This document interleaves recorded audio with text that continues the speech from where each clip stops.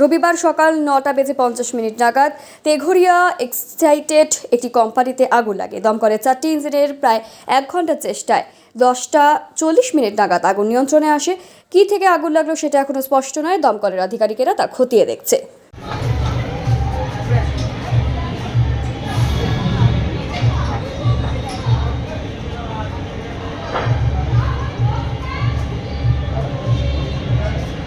তুমি তো দিয়েছো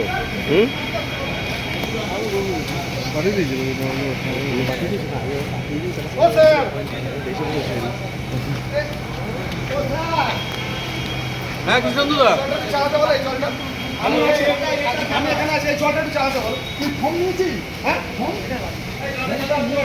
ফোনটা নিয়ে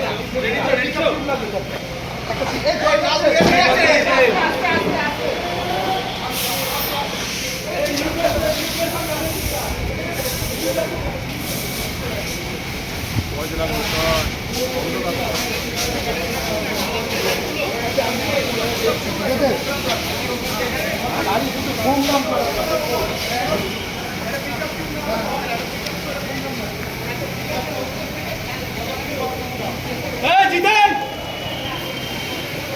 জিত জিত সরে সরে সরে বাস হবে সরে বাস হবে